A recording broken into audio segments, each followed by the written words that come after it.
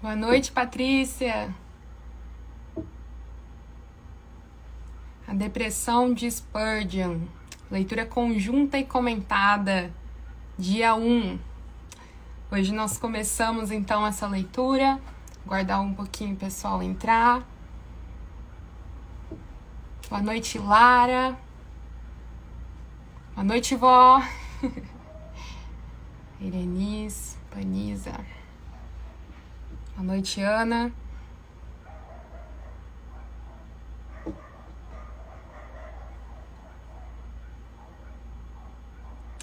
Bom, vamos começar então. A gente já tem 8 pessoas aqui. Então, muito boa noite a todos. Hoje nós vamos dar início então à leitura do livro A Depressão de Spurgeon, Esperança Realista em Meio à Angústia, do autor Zach Eswine, da editora Fiel. Se você ainda não conhece esse livro, por favor, conheça. Que a partir de agora você possa gravar aqui, ó, essa capa, porque vale muito a pena. Se você puder, adquira esse livro tão precioso, tá bom? Bom, como é que vai funcionar essa leitura aqui? Durante todos os dias da semana, nesse mesmo horário, às 8 horas, eu vou estar fazendo uma live, durante a qual eu vou estar lendo e comentando, né, como é a ideia, o livro proposto, que é A Depressão de Spurgeon. A ideia é que seja 1 hora de live, eu vou fazer o possível para que seja assim, tá bom? E é assim que nós vamos passar os próximos dias. Creio que serão todos os dias da semana, tá? Se a gente vê que não vai ser possível terminar o livro ainda esse mês, aí a gente começa a fazer aos sábados também, tá? Mas aí eu vou avisando aí vocês nos stories, no feed, ok? Bom, eu vou me apresentar. Eu acredito que a maioria aqui são pessoas que eu conheço, pessoas que me conhecem, mas a gente tá no início dessa caminhada e eu creio que seja importante, né? Meu nome é Natália, eu tenho 19 anos, sou aqui de Umuarama, no Paraná, e pela graça do Senhor fui alcançada, apesar de mim, salva pela graça de Cristo, né? Pelos méritos de Cristo e não pelos meus. E eu costumo compartilhar aqui o que o Senhor desperta, né, no meu coração, na minha mente, através da sua palavra e também através da leitura de bons livros, né, boas leituras. E esse livro que nós vamos ler, ele foi uma das leituras que mais marcaram a minha vida, realmente, assim, se não o livro que mais marcou minha vida mesmo. Eu li esse livro quando eu estava no meio de uma depressão. E há alguns anos atrás, né, isso aconteceu. E ele foi como um verdadeiro bálsamo mesmo para esse período de profunda angústia, né, de sofrimento. E eu digo assim que ele é um livro que ele é direto e ao mesmo tempo ele é poético. Ele tem essas dois lados aí de uma mesma moeda. E ele é um livro que toca a alma mesmo. Talvez eu diga tudo isso porque eu estava passando por esse período, né, no momento que eu li o livro. Mas eu creio que é assim mesmo, e se você ler, e nós vamos ler este livro aqui juntos, você também vai constatar esse fato. Ele é um livro que de fato oferece o que ele promete, né? Esperança realista em meio à angústia. A gente tem tanta promoção de esperança e falsas esperanças e não temos uma esperança realista. É isso que nós cristãos precisamos procurar e é isso que nós podemos encontrar através desse livro. Por quê? Porque ele tem uma visão bíblica, ele tem um embasamento bíblico. É por essa razão que ele traz essa esperança, porque ele está fundamentado, ele é baseado na esperança que a Bíblia nos traz, né? E é por isso também, por todos esses motivos que eu já descrevi, que a campanha do Setembro Amarelo é algo que chama tanto a minha atenção, que toca tanto o meu coração. É porque eu considero tão importante, também por essa razão, fazer essa leitura conjunta. E aqui estamos nós. Para dar início a essa nossa caminhada, né, essa jornada de leitura, eu queria começar orando, tá?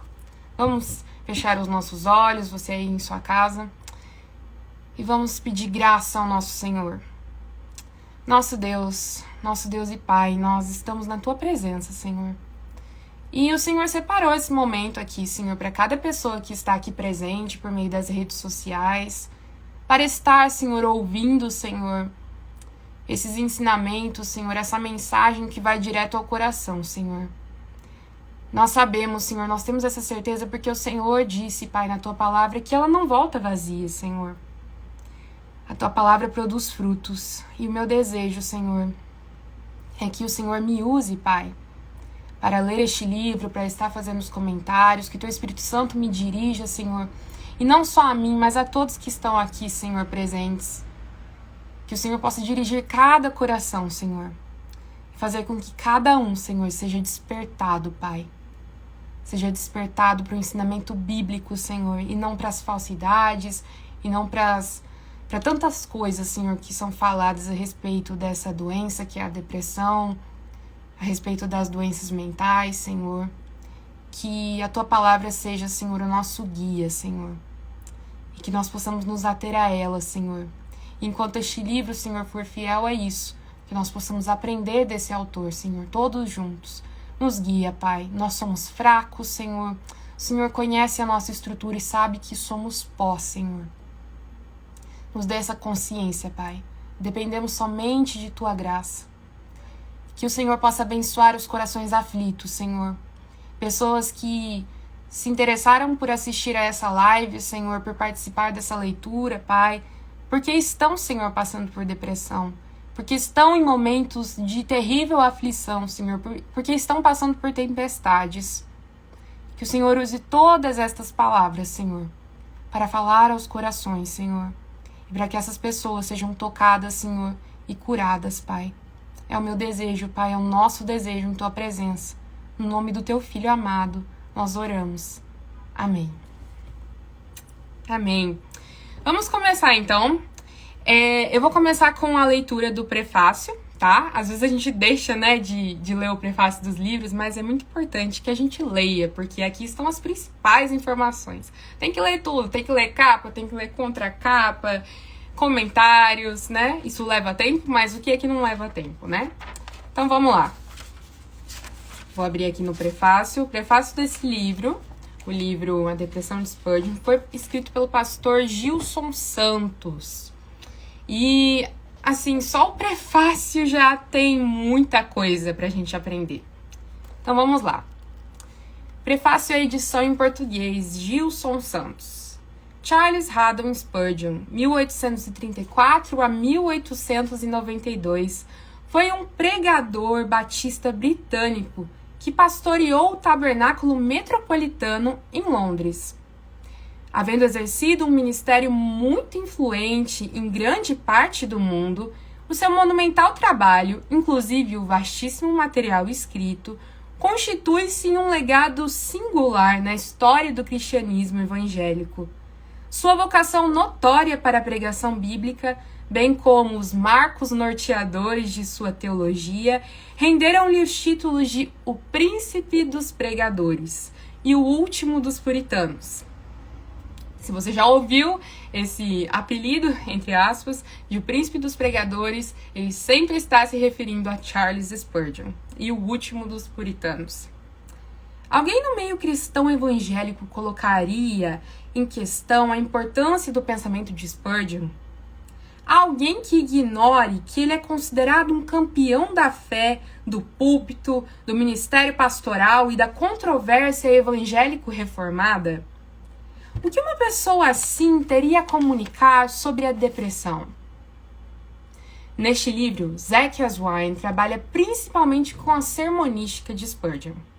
Percebe-se que, em rigor, o que o autor pretende é solicitar que o próprio Spurgeon ofereça sua ajuda pastoral àqueles que sofrem de depressão. Então, o que é trazido aqui? São palavras do próprio Spurgeon, né? São trechos até de seus sermões, E o Zekas vai interpretando tudo isso e nos trazendo lições a partir das reflexões do que ele trazia, a partir das reflexões dos textos bíblicos que ele citava. Então, digamos que é um apanhado de tudo isso, né? Ele não é um livro escrito pelo Spurgeon, ele também não é só uma análise do Spurgeon, ele tem um misto, assim, de uma análise com trechos ali das suas obras. É basicamente isso que nós vamos ver aqui. Pensar que um homem como Spurgeon lidou com este assunto, tanto na experiência pessoal quanto no púlpito, pode ser de imensa relevância hoje em dia e talvez surpreendente para muitos. Observe-se inicialmente que o cuidado pastoral de Spurgeon, alinhado em seus principais referenciais teóricos com a tradição puritana, conquanto em alguns aspectos também se posicionasse criticamente em relação a ela, era pautado pelas escrituras sagradas, buscando nestas a luz para lidar com os problemas de seu rebanho. Como ele mesmo disse, creio em uma inspiração plenária e humildemente olho para o Senhor em busca de um cumprimento plenário de cada frase que ele fez registrar. É por isso que a gente pode ouvir os escritos, né? Ler os escritos de Spurgeon e ouvir a respeito dele, tendo essa noção, né? Tendo essa noção de que ele era um homem que cria na inspiração das escrituras. E é isso que nós precisamos crer também. Não tem como a gente ler a palavra de Deus, nós ouvirmos pregações, ouvirmos sermões, se nós não crermos na infalibilidade da Escritura e de toda a Escritura, e no que ela tem a nos dizer a cada área. E aqui nós vamos refletir especificamente no cuidado da alma, nas doenças da mente, e tudo isso a partir da Escritura. Ele traçou todo esse ensinamento a partir da Escritura, e isso que é o mais interessante, é isso que tem que nos chamar a atenção e tem que trazer alegria e consolo ao nosso coração. Na verdade, só há consolo porque advém da Escritura. Porque o verdadeiro consolo só pode vir daí, né?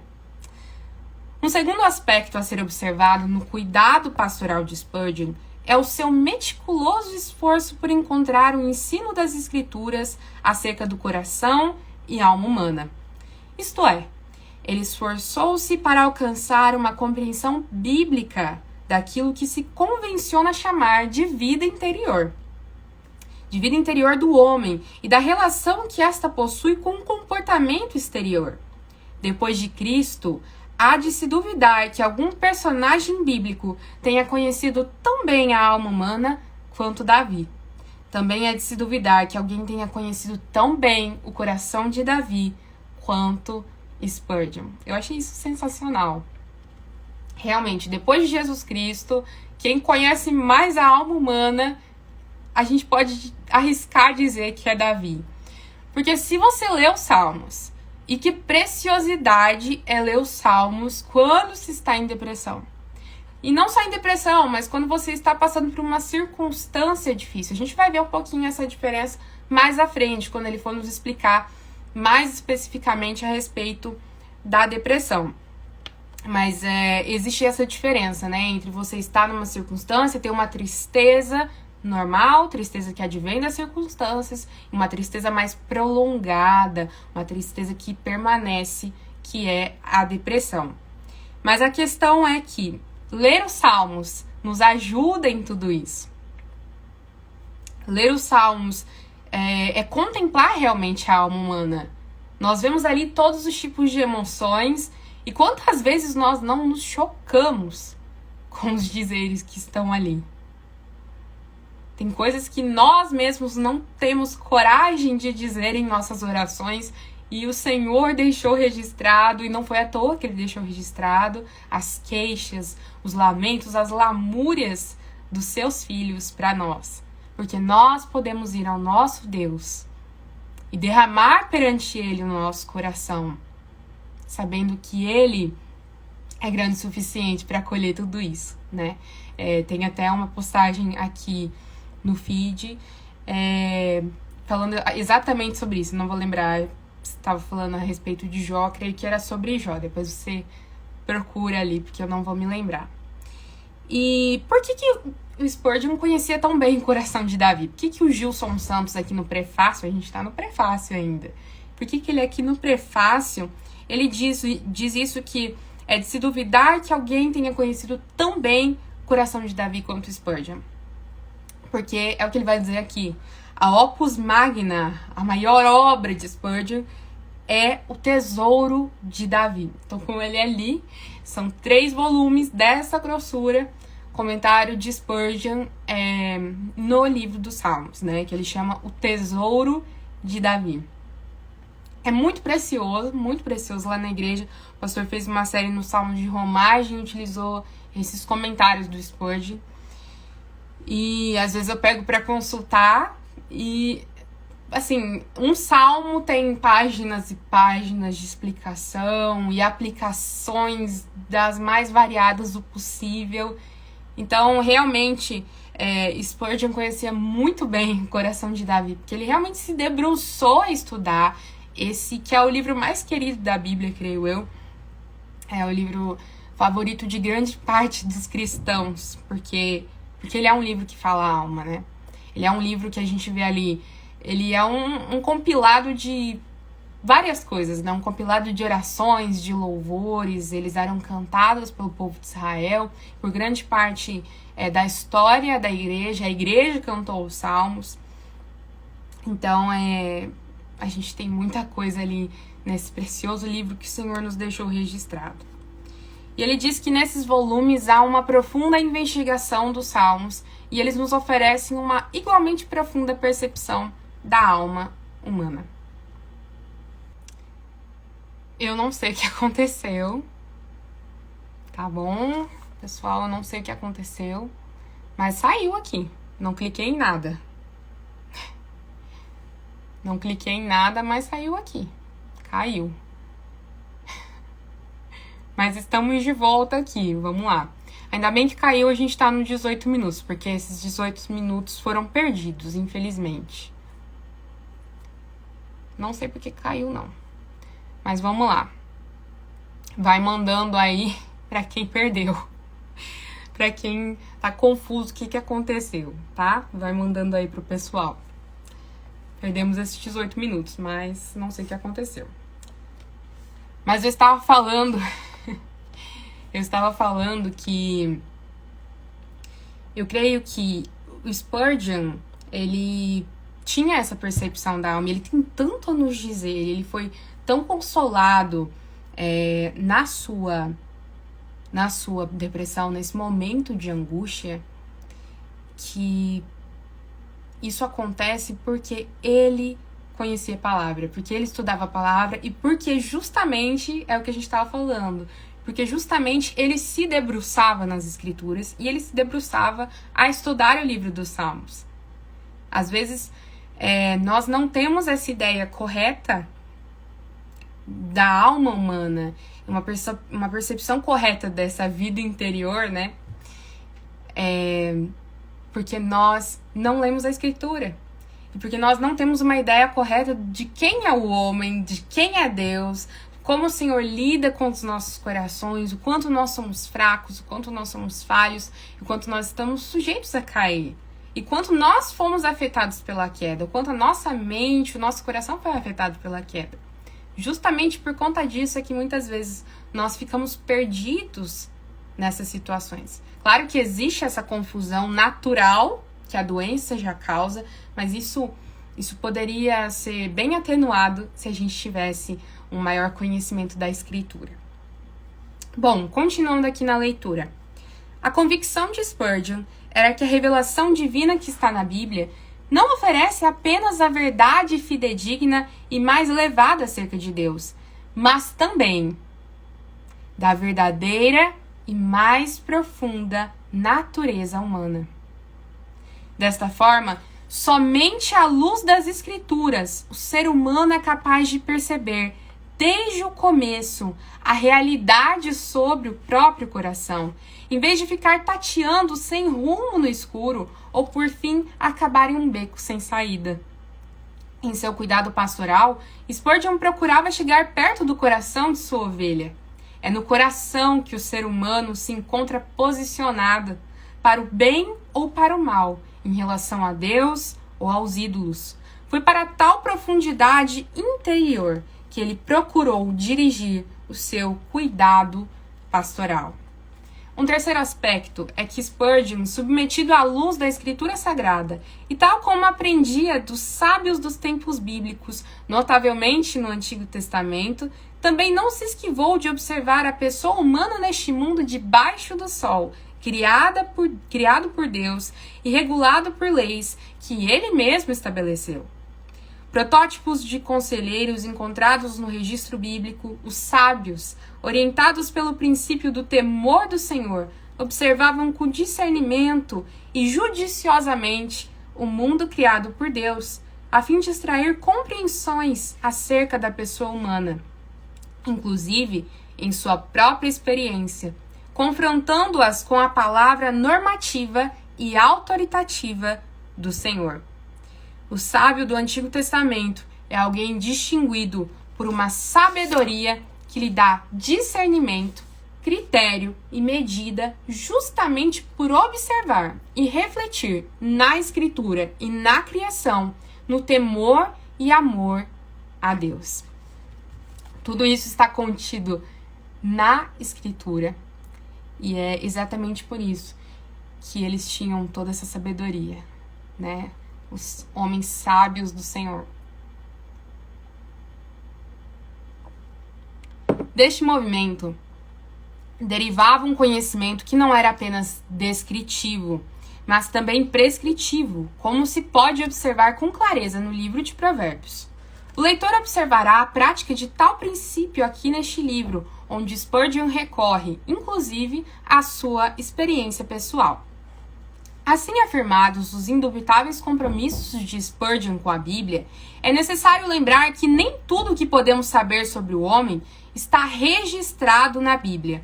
A Bíblia não nos dá uma resposta concreta e específica a toda e qualquer pergunta. Nesse sentido, Spurgeon, alinhado à tradição reformado-puritana, encontrava o seu ponto de partida na Bíblia. E usava a luz esplêndida que a Bíblia lança sobre toda a criação, a fim de adquirir mais conhecimento sobre o homem por meio da observação e para interagir criticamente com áreas mais específicas de pesquisa e experimentação. Ele esforçava-se por responder ao espírito e à luz da Bíblia, as questões não tratadas diretamente pela Bíblia. Então, até essas questões, né? Até as questões que não eram tratadas diretamente pela Bíblia, ele se esforçava, através da Bíblia, para tratar a respeito dela. Por quê? Porque a Bíblia não nos oferece respostas a todas as nossas perguntas. Isso é verdade. Ela não oferece respostas a todas as nossas perguntas. Nem ela tem uma ordem, uma direção exata para cada coisa. Quando eu digo isso, quero dizer específica, exata. Por exemplo, a Bíblia não nos oferece uma direção exata com a pessoa que a gente vai se casar, ou um curso que a gente vai escolher. Não tem ali, Natália vai escolher tal curso, Natália deve escolher tal curso. Não, não tem isso. Mas o que tem são princípios para a escolha disso. O que tem são princípios para a escolha de alguém com quem eu vou me casar, para o curso que eu vou escolher, para uma profissão que eu vou exercer, para uma vocação. Tem princípios norteadores. Assim também nós não temos, por exemplo, e é o que a gente vai ver mais à frente aqui, nós não temos, por exemplo, a palavra depressão na Bíblia. Isso é fato. Nós não temos essa palavra. Mas nós temos pessoas com sintomas de pessoas que estão em depressão. Isso também é fato. Nós temos princípios para viver estes dias sombrios. Mas isso nós vamos ver mais à frente. A sua intenção era, entretanto, ser fiel à Bíblia, a saber, fiel à forma ou ensino pelo qual a Bíblia em geral se expressa, embora procurasse derivar dela o seu conhecimento mais essencial e profundo acerca do ser humano. Devotado à pregação, ao ensino e à aplicação bíblica, a abordagem de Spurgeon era definidamente aquela denominada de sola escritura, somente a Bíblia. Não postulando, portanto, a abordagem geralmente conhecida como nuda escritura, a Bíblia sozinha.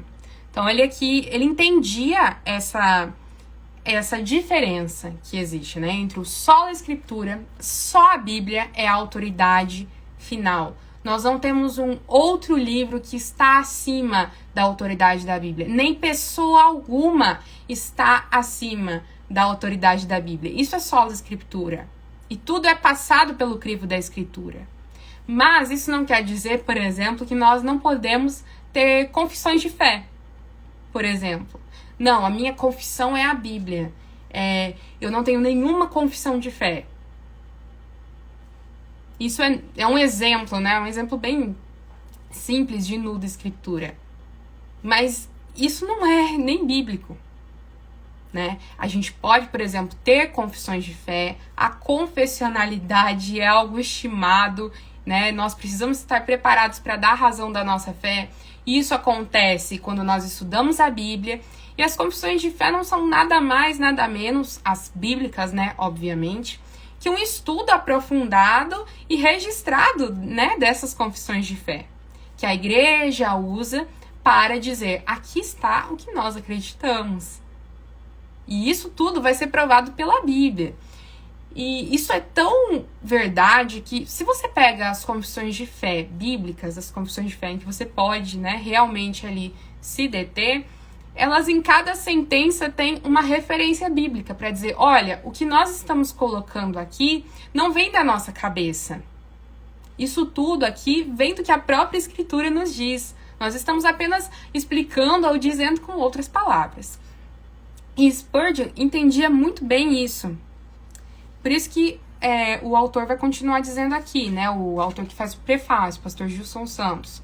Dessa maneira, em quarto lugar, o leitor poderá observar neste livro que Spurgeon não estabelecia uma abordagem a prioristicamente antitética entre o seu cuidado pastoral e os estudos ou conclusões das ciências, e particularmente no assunto aqui abordado da medicina e de pesquisas psicológicas de seus dias. Nisso, mais uma vez, ele se encontrava alinhado com a fé reformada, notadamente a puritana, a qual valorizou grandemente a experimentação empírica. Então, ele não desprezava as ciências, especificamente, né, aqui no caso do cuidado da alma, do cuidado da mente, melhor dizendo, a medicina e a psicologia, né, as pesquisas psicológicas. Através da história do cristianismo, a ciência tem sido vista fundamentalmente como um dom de Deus. Embora cristãos amadurecidos não a tiveram simploriamente como infalível ou neutra por definição em relação a Deus, o que pode ser particularmente observado a partir de meados do século XIX. Então, o que ele está querendo dizer aqui? Através da história do cristianismo, e quando nós estamos numa perspectiva, vendo isso como uma perspectiva correta, a ciência ela é encarada como um dom de Deus. Por quê? Porque se a gente voltar lá para Gênesis, não tem como a gente entrar nisso assim profundamente agora, a gente vai ver que tudo se inicia ali. Adão foi o primeiro cientista, foi ele quem deu nome aos animais. O nome disso é taxonomia. É uma ciência, né? A classificação dos animais já começou ali. Então, essa perspectiva percorreu por muito tempo a mente de muitos cristãos. Mas isso não significa, por outro lado, que eles eram ingênuos ao ponto de pensar que essas ciências poderiam ser usadas contra a palavra de Deus. Elas não são neutras, não existe neutralidade, né? O nosso Senhor disse, quem comigo não ajunta, espalha. Então, se cientistas, por exemplo, eles estão indo contrário à palavra de Deus, nós precisamos prestar atenção. Até na questão do trato, né, da mente, a perspectiva de quem é o homem, o que é o homem, tudo isso precisa ser levado em conta na nossa reflexão também a respeito do cristianismo e da ciência. Então é isso que ele está trazendo aqui. Esses cristãos, eles acreditavam nisso, que a ciência era um dom de Deus e ela é um dom de Deus. Mas ela também não pode ser encarada com ingenuidade, porque ela pode ser usada para fins contrários ao que o Senhor deseja, né? O que nós humanos somos especialistas em fazer. Usar os dons de Deus para desagradá-lo. E ainda questionar, né, a sua existência, questionar a sua bondade, enquanto nós respiramos o ar que Ele nos dá a cada dia. Infelizmente, é isso que acontece nós agora, após a queda. E ele continua aqui. Assim, cristãos têm preferido uma abordagem positivamente crítica em relação à ciência. E no caso de Spurgeon, o que se vislumbra é o manejo das escrituras como a vara de medir. É isso que importa. A escritura é a vara de medir. Por quê? Porque ela é a revelação do nosso Deus, ela é a vontade de Deus registrada para nós. O que temos dito já nos permite situar, assim, a abordagem de Spurgeon para a depressão. Veja, isso daqui é só uma introdução no que será e no que é a abordagem de Spurgeon em relação à depressão. Representante da clássica poemênica puritana, Spurgeon alinhava-se à tradição de muitos pregadores e escritores em seu entendimento sobre as depressões e senso de deserção espiritual, os quais utilizavam das experiências de Jó, que a gente pode notar, por exemplo, é o que ele cita aqui nos capítulos 13, 16, 19 e 31, Asaf, lá no Salmo 77, e Emã, no Salmo 88, bem como outros exemplos escriturísticos a fim de exemplificá-las. Então, Spurgeon ele se alinhava à tradição de muitos pregadores e escritores no seu entendimento a respeito da depressão, na reflexão de casos bíblicos de pessoas que provavelmente estavam em depressão. Não eram descritos dessa maneira porque essa palavra nem existia naquela época, né? E por muito tempo, na verdade, o que se foi usado para descrever pessoas que passam por circunstâncias como a depressão é a melancolia. Então, aquele é um melancólico, é uma pessoa que está passando por melancolia. Ele tem a doença da melancolia. Mesmo em séculos atrás, poucos séculos atrás, era descrito assim. Então, a gente tem esses exemplos escriturísticos, ainda que não com essa palavra. E era nessa perspectiva que Spurgeon, junto a outros pregadores, se baseava.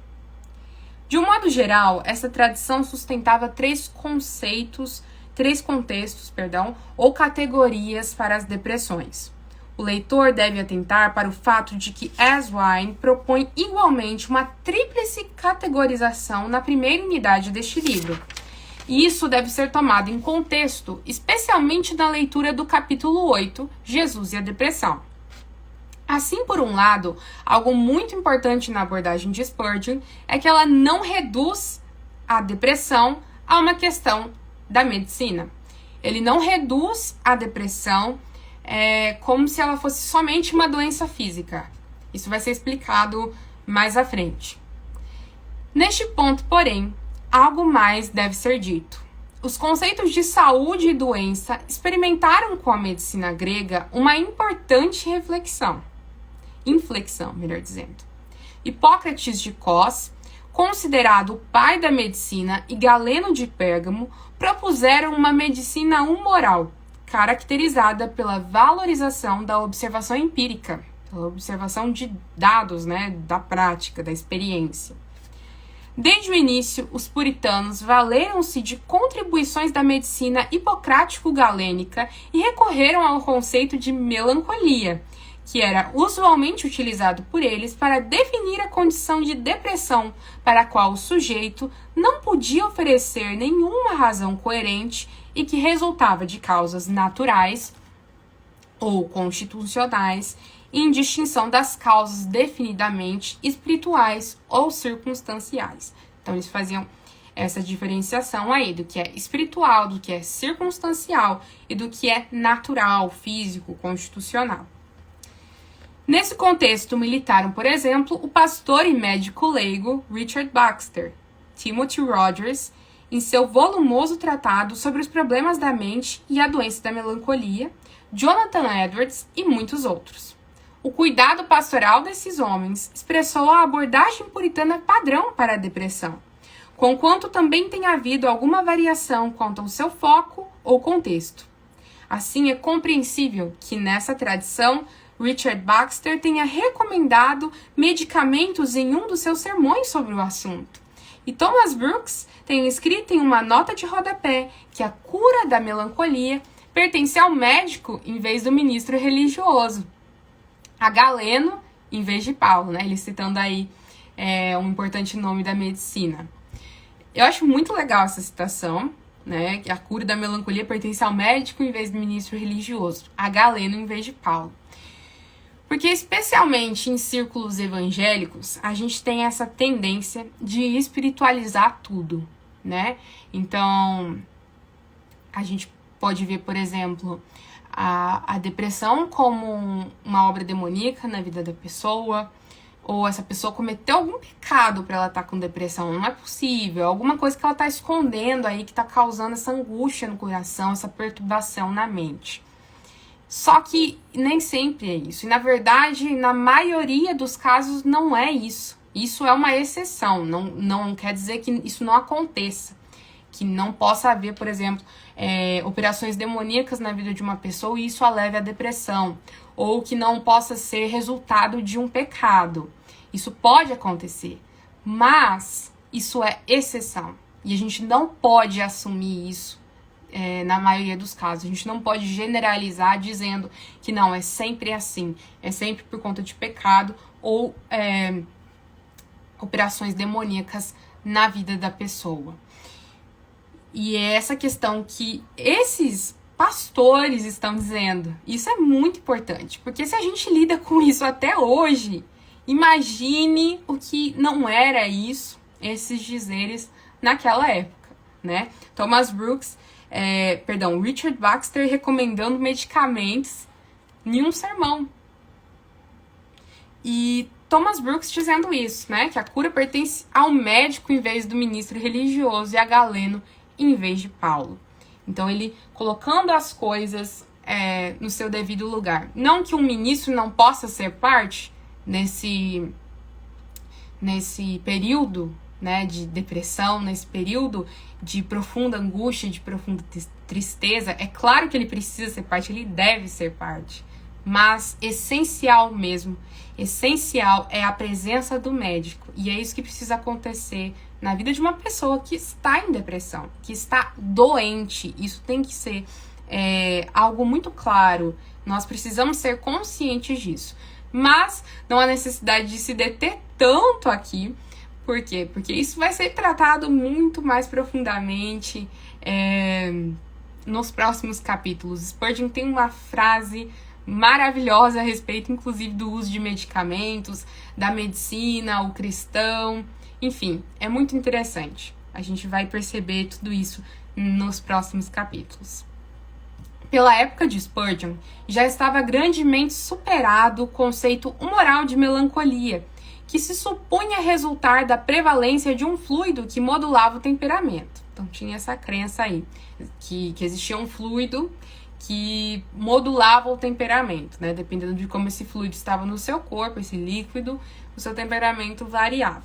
Claro que hoje isso já está muito ultrapassado, a gente sabe que não é assim. Mas na época era essa a suposição que dominava, né? Não obstante, permanecia o entendimento de que ela resultava de causas naturais, constitucionais da própria pessoa, e de que podia ser detectada por meio de observação empírica, inclusive pelo ministro em seu cuidado pastoral. Então, o que se pensava? A depressão é algo que faz parte da própria constituição da pessoa. Isso pode ser verificado na prática, por meio da experiência, inclusive o ministro pode estar observando isso na vida da sua ovelha. Neste particular, no século XIX, Spurgeon não era exatamente um inovador nessa abordagem poemênica. Ao contrário, era herdeiro e o último grande representante dela, antes do alvorecer do século XX. Por quê? Porque isso é uma visão, é uma tradição, né, se a gente pode dizer assim, da perspectiva puritana. E a gente já viu ali algumas páginas anteriores, se você prestou atenção, que Spurgeon é considerado o último dos puritanos, né? Em muitos livros. Por fim, é muito significativo que Spurgeon, igualmente alinhado na mesma tradição puritana, haja tratado ampla e regularmente deste tema em sua pregação. Olha só. Neste tempo em que os mais maduros expositores bíblicos acautelam-se, com razão, de uma sermonística degenerada em discursos de autoajuda, é igualmente vital resgatar o entendimento de que os sofrimentos e problemas no cotidiano das pessoas não podem ser negligenciados pelo cuidado pastoral de um modo mais amplo e pelo púlpito em particular. Olha só isso, que interessante. O que ele está dizendo aqui, o pastor Gilson Santos, no seu prefácio? Que é muito interessante a gente observar esse trato de Spurgeon e o quanto ele mencionava esse cuidado da alma, a angústia, esse período sombrio da depressão no púlpito. Ele trazia isso no púlpito, ele frequentemente trazia isso. E é muito interessante a gente observar isso justamente porque nós estamos num período em que nós talvez lutamos com algumas questões interiores e temos muita cautela para falar disso. E justamente, por quê? Porque a gente tem hoje, né, os coaches, né, a gente tem a teologia do coaching, a gente tem muitos palestrantes aí de autoajuda, e nós temos que realmente combater tudo isso, obviamente, mas a gente não pode cair no outro lado, né, que é o lado da gente ignorar as dores da alma, a gente ignorar que existe a necessidade de se tratar tudo isso, né? E, de uma certa forma, isso é bem oposto à autoajuda, porque a autoajuda é como se fosse uma espécie de band-aid ali em uma janela quebrada, né? Um band-aid numa ferida que está aberta. Aquilo lá vai apodrecer mais e mais, não existe nenhuma possibilidade de cura de uma pessoa que está em profunda angústia por meio de um discurso de autoajuda. Isso é algo que tem que ser óbvio pra gente. Porque o que realmente cura é a esperança realista, que é o que esse livro se propõe a trazer aqui, e é o que a Bíblia traz, né? A esperança realista. Quando nós temos uma perspectiva correta de quem é o homem, quem é Deus, e como nós temos que lidar com as questões da alma, com as doenças, com, por exemplo, neste caso aqui, a depressão, aí sim nós temos os pés no chão, nós temos um firme fundamento para andar, nós temos esperança realista em meio à angústia. O livro que o leitor tem em mãos pode contribuir para uma pastoral reformada no contexto do sofrimento. E realmente, esse livro, ele é acima de tudo bem pastoral, né? Ele realmente é o pastoreio indireto ou direto de um coração aflito, de um coração que se encontra angustiado e esmagado pela depressão.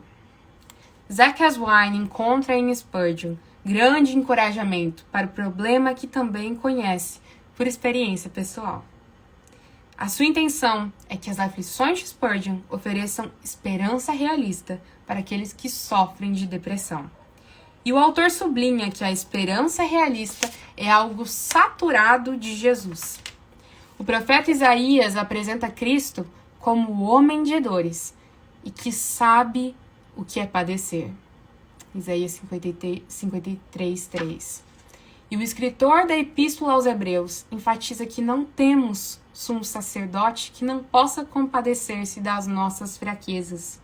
Antes, foi ele tentado em todas as coisas, à nossa semelhança, mas sem pecado. Esse versículo é maravilhoso. Logo, naquilo que ele mesmo sofreu, tendo sido tentado, é poderoso para socorrer os que são tentados. Hebreus 2:18.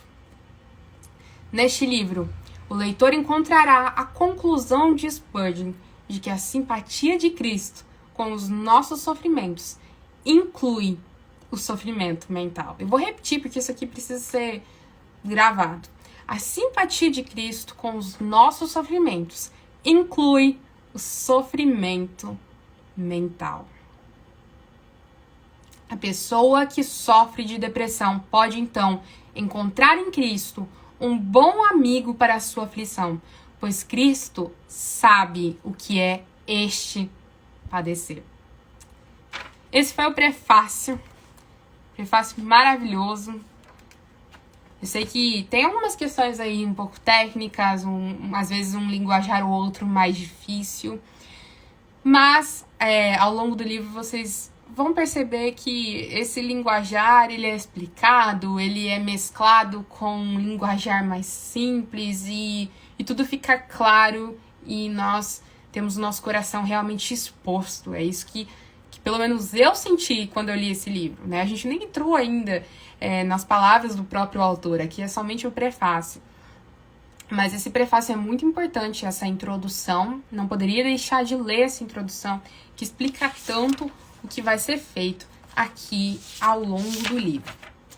Bom, o capítulo 1, deixa eu ver aqui, ele é curto, eu vou lê-lo.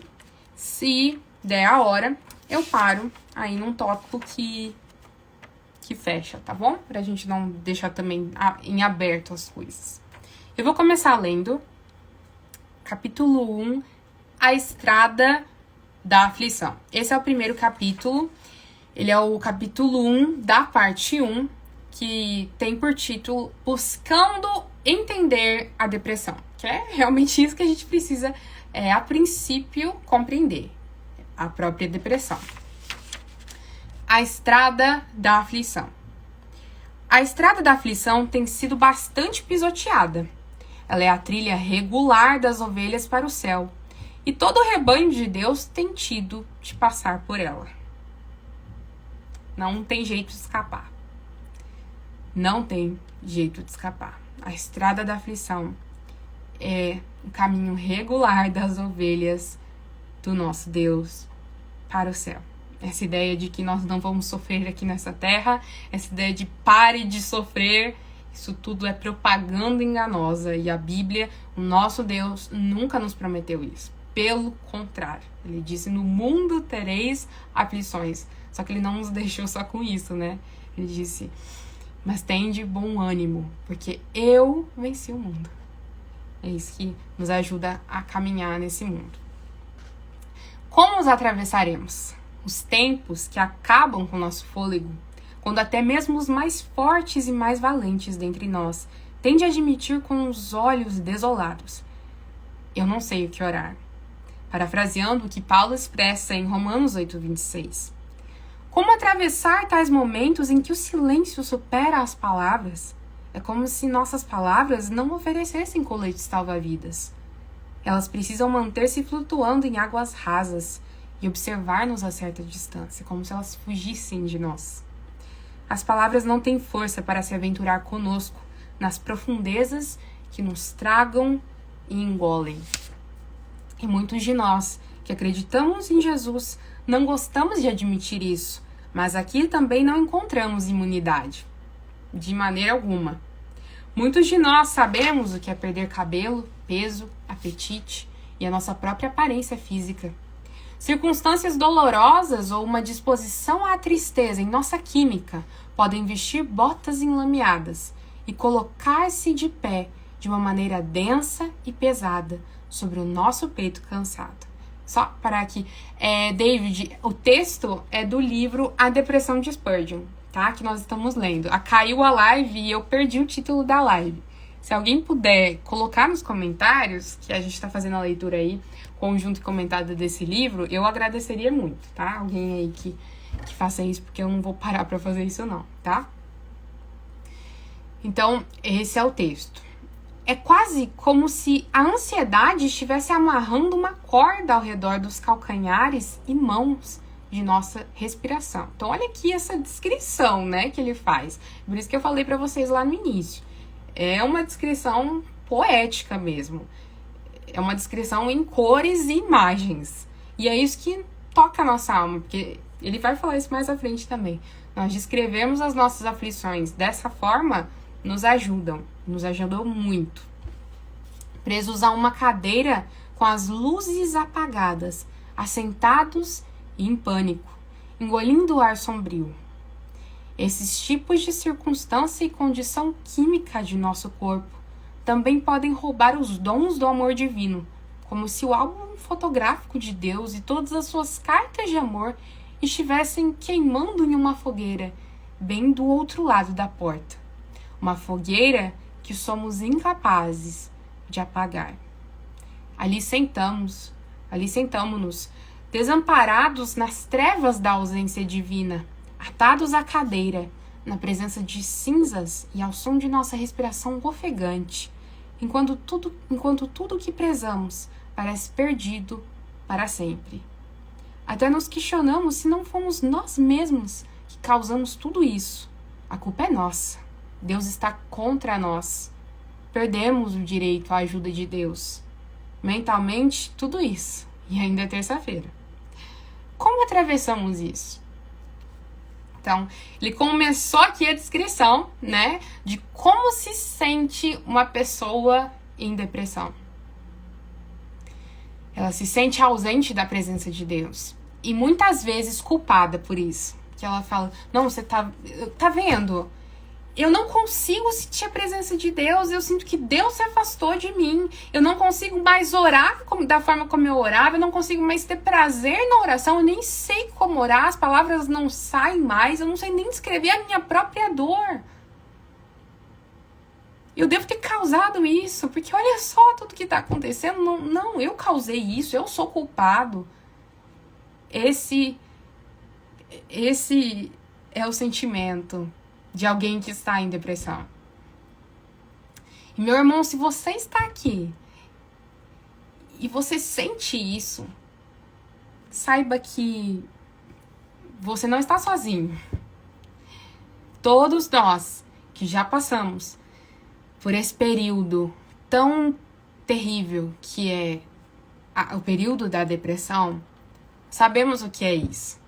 E isso é algo que faz parte da depressão. Não significa que você ocasionou isso, mas é um sintoma, é algo natural da depressão. Nós nos sentimos desolados e desesperançados. Mas a boa notícia é que o Senhor vem nos acolher nesse momento. Mas isso não aconteceu ainda comigo. Mas isso vai acontecer. O Senhor, Ele traz consolo e Ele trata, não no tempo que a gente gostaria. Às vezes parece que esse tempo nunca vai chegar, mas no tempo dEle. E nós aguardamos em sofrimento, mas na graça que nos alimenta, ainda que muitas vezes nós somente sejamos capazes de comer migalhas, mas é somente pela graça dEle que nós continuamos firmes, caminhando, muitas vezes nos arrastando mesmo, dia após dia.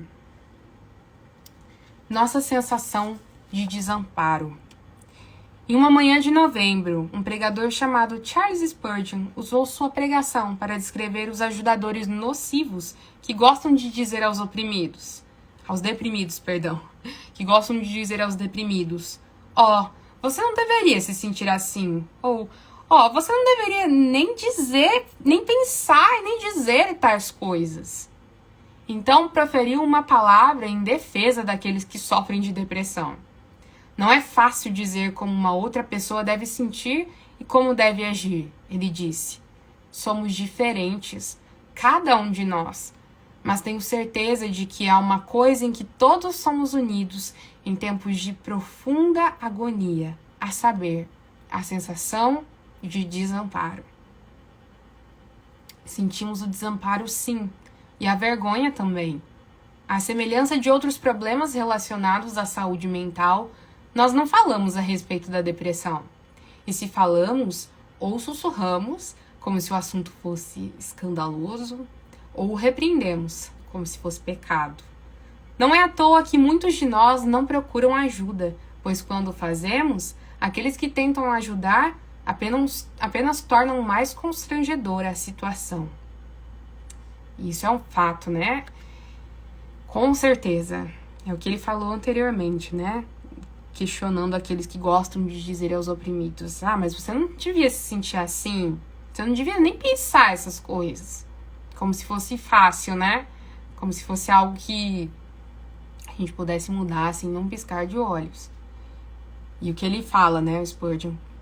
Todos nós somos unidos nesse sentimento de desamparo, quando nós estamos nas aflições, passando pelas tempestades, e principalmente quando nós estamos lutando contra a depressão. Como é então que este pregador, né, sendo esse assunto tão escandaloso, pôde se levantar publicamente em uma congregação e falar tão abertamente sobre a depressão? Ele era pastor de uma mega igreja, uma das primeiras que houve, era nos anos de 1800. Ele era britânico, vitoriano e batista. Como um rapaz como aquele estava falando tão abertamente sobre um assunto como esse? Pra quem não sabe, a era vitoriana é uma das eras mais moralistas que houve. Não tô dizendo necessariamente num sentido positivo ou ruim, tá? Tô usando aqui a palavra um pouco neutra. Mas era cheio dessa ênfase na moral. E muitas vezes isso era deturpado, outras vezes isso era levado à verdadeira moral. Mas isso não cabe aqui. A questão é que, ainda assim, ele se levantou e falava abertamente a respeito desse assunto. Como que ele conseguiu fazer tudo isso, né? Como será que isso foi possível? Se até hoje a gente tem dificuldade para falar sobre esse assunto. A resposta é parcialmente revelada em meio ao luto que resultou de uma circunstância catastrófica. Apenas 2 semanas antes desse sermão de início de novembro, quando falou sobre o desamparo e defendeu os depressivos, ele havia pregado para milhares de pessoas naquele exato local. Mas enquanto pregava, um brincalhão gritou fogo. O pânico gerado deixou 7 pessoas mortas e 28 seriamente feridas. Esse episódio é um episódio que realmente aconteceu lá na igreja de Spurgeon. E se você quiser saber mais a respeito tanto desse episódio, como isso afetou a vida do Spurgeon, isso vai ser explicado aqui também. Mas, na verdade, de uma forma geral, né, toda a história do Spurgeon, a história da sua vida, assista o documentário, se eu não me engano, é Sob os Olhos de Spurgeon. Eu não vou me lembrar, depois posso deixar aqui nos stories o nome certinho. Mas ele tá lá você pesquisa Charles Spurgeon, documentário, Escola Charles Spurgeon. Ele foi legendado, esse documentário, pela Escola Charles Spurgeon. Eu postei hoje um trecho desse documentário, tá lá no feed, recortei, né, uma parte do documentário que diz respeito exatamente a essa parte da doença do Spurgeon, né, da sua depressão. Ali ele vai explicar também. Então, se você quiser saber mais sobre a história dele, além dos, enfim, magníficos, excelentes livros que nós temos, tem esse documentário que é maravilhoso. Você assiste, você se sente um nada, porque você vê como o seu cristianismo é fraco e falho. Mas vamos continuar aqui, que a gente tá acabando. Charles, posso chamá-lo assim? Tinha apenas 22 anos de idade. Se você assistir, você vai entender que ele foi pastor com 17 anos. E abraçava o 10º mês de seu recente casamento. Ele e sua esposa estavam dobrando fraldas bem no auge de seu primeiro mês como pais de filhos gêmeos em uma casa nova e cheia de coisas recém-encaixotadas, né? Ainda encaixotadas, na verdade.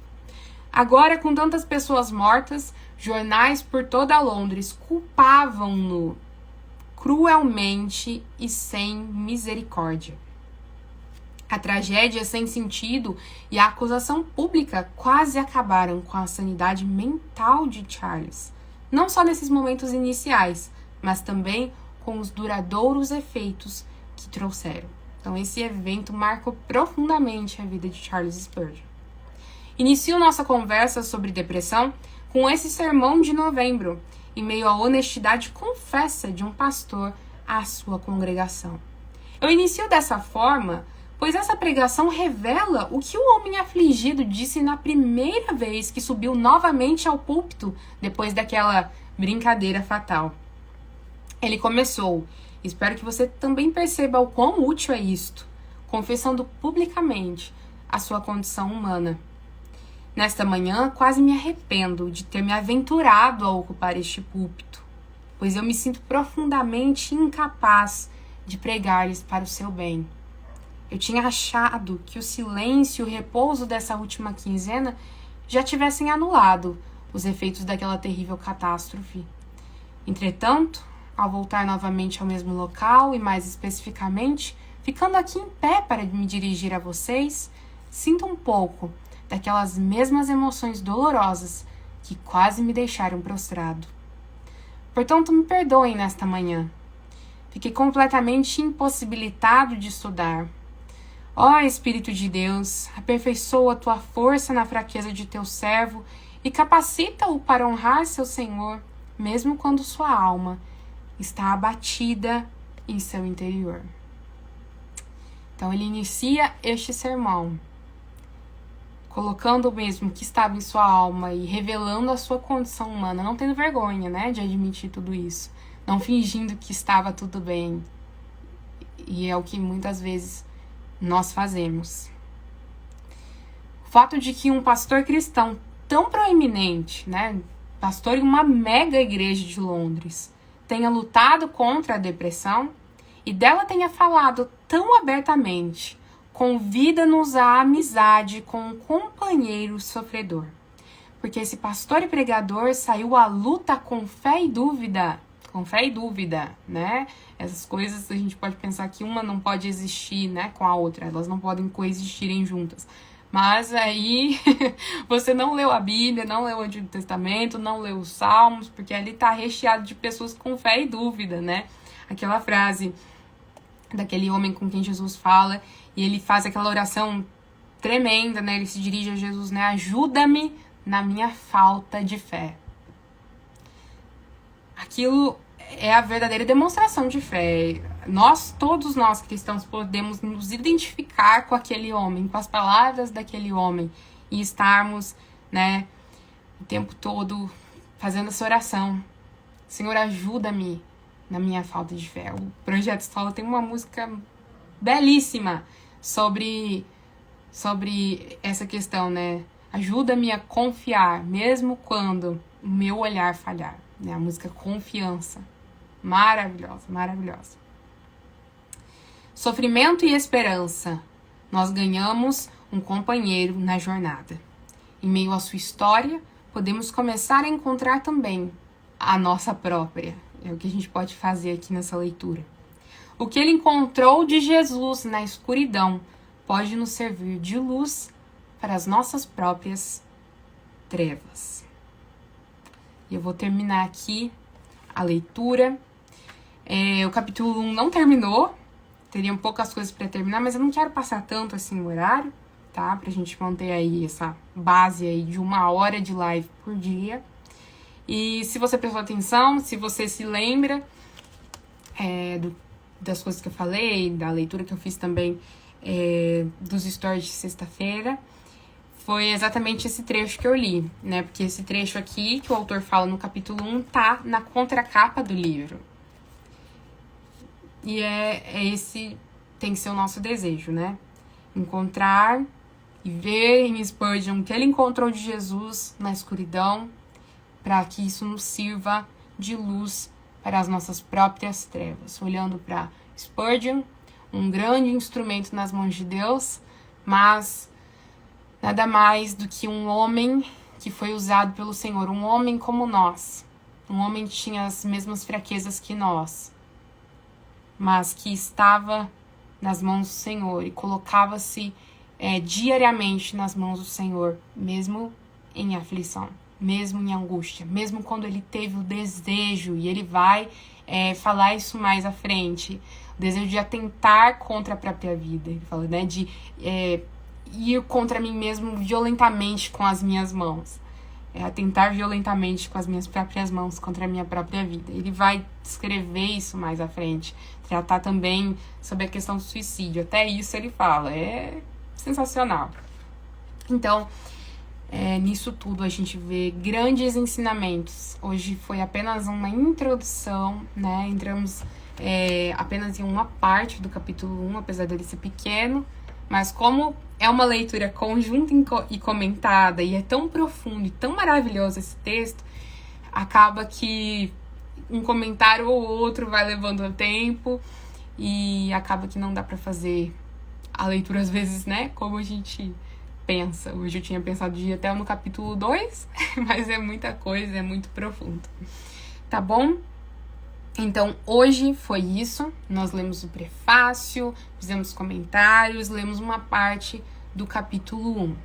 E amanhã, pela graça do Senhor, a gente continua amanhã no mesmo horário. Amanhã, às 8 horas, tá bom? Eu tô vendo aí os comentários, que bênção de livro, de comentários. Amém. Deus abençoe você, Patrícia. Deus abençoe. A Glória falando ali, né, que vai adquirir o livro. Esse livro é maravilhoso mesmo, é uma bênção, uma bênção. Se você puder, adquire este livro e dê de presente. Dê de presente. Esse livro é maravilhoso, é maravilhoso. Todo cristão tinha que ler, especialmente cristãos que passam por esse período de aflição, que, como a gente sabe, como a gente viu, é tão confuso nos nossos dias. Mas a Bíblia traz ensinamentos muito claros, tá? Eu agradeço a cada um que participou aqui, cada um que acompanhou. Se você puder, manda essa live, eu vou tentar deixar salvo. Uma irmã falou, você vai deixar salvo? Eu falei assim, eu vou fazer o possível. Eu não sei se eu vou conseguir, né? Eu vou fazer o possível, porque essa é a primeira live que eu tô fazendo aqui, tá? Mas eu vou fazer o possível para deixar salvo. Depois eu vou colocar aqui no feed, compartilhar. E compartilhe com aqueles que você conhece, com aqueles que serão abençoados pelas palavras desse livro, por essas reflexões que são trazidas aqui. E especialmente por aqueles que estão passando por esse período. Porque todos nós precisamos ouvir isso, especialmente nesses momentos específicos. Tá bom? Uma boa noite para você. Deus abençoe a sua vida. Um bom final de noite aí. Tchau, tchau.